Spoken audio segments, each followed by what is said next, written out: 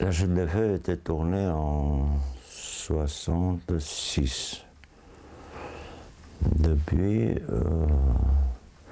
ils l'ont sorti sur les écrans en Géorgie, à Tbilissi, et très vite, il était mis dans le placard.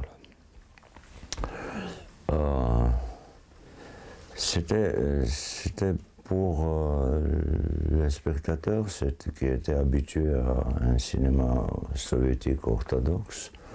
C'était un événement. Et il y avait des foules devant, ça passait dans un cinéma. Voilà. Et cette foule a attiré l'attention des services, des gens qui nous surveillaient là. Ils ont visionné le film, ils n'ont rien trouvé.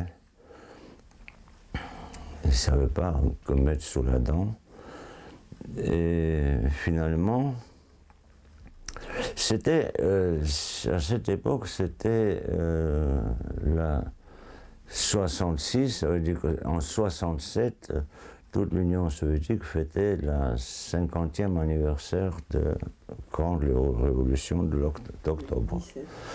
Alors, il y avait un tonneau dans l'usine vinicole. Autour de ce tonneau, il y avait un conflit. Le sujet de la Chute des Feuilles, c'était la vie en Géorgie au temps des vendanges. Ça se passait au temps des vendanges, c'est ça?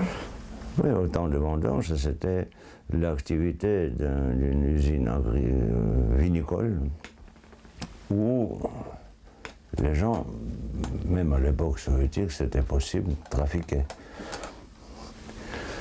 Et il y avait un jeune homme qui aimait le vin, qui aimait son métier et qui ne supportait pas ça. Voilà. Mais dans le tonneau qui portait le chiffre, par hasard, j'ai jamais pensé à ça, qui portait le chiffre 49. Alors, ils ont déduit que c'est 49, ça veut dire que c'est presque 50. Le vin était rouge dedans, le vin noir, on dit en Géorgie, et pourri. Alors, tous les éléments leur donnaient la possibilité de trouver un symbolisme à la con, quoi, mais quand même. Quand même, ils ont interdit un film provisoirement. Et surtout, ils ne supportaient pas que la Géorgie n'était pas jolie dans ce film-là. Et dès que les Russes ont appris que ce film était interdit en Géorgie, ils l'ont pris. Ah, la Géorgie n'est pas très jolie, alors ça nous arrange.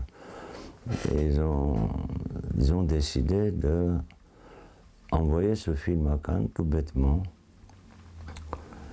Et moi, j'étais convoqué à Moscou pour prendre mon passeport et aller à Cannes. Donc, alors, il y avait un type de KGB au comité de cinéma qui m'a instruit comment il faut se conduire à l'étranger, que si on vous dit qu'allons au restaurant, non, vous dites je vais aller au musée ou à la bibliothèque, là, mais vous refusez ce genre de loisirs là. D'accord, il m'a instruit qu'est-ce qu'il faut faire, qu'est-ce qu'il ne faut pas faire et tout. Et dans le couloir, quand je suis sorti de chez lui, j'ai rencontré le chef de service des relations avec les pays étrangers, un bonhomme assez sympathique, âgé, qui m'a dit que vous savez que vous n'allez pas à Cannes. Là. Je dis que mais votre adjoint, il vient de m'instruire. Il est salaud, il m'a dit. C'est lui qui va à votre place. D'accord, je suis allé chez mes potes, on a bien sifflé le vin, la vodka et tout, on s'en foutait, mais moi je savais que ça ne va pas se terminer, c'était pas réaliste, toute cette histoire.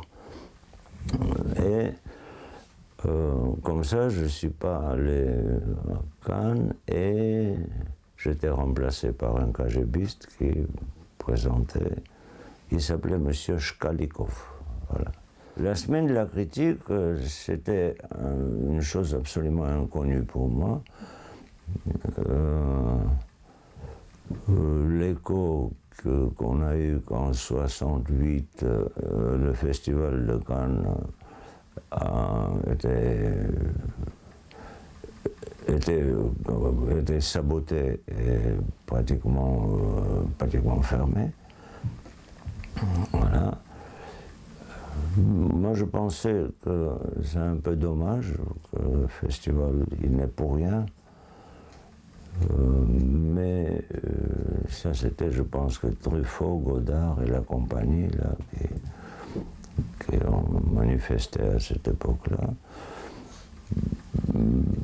Je regrette beaucoup que je n'étais pas là. Je regrette beaucoup.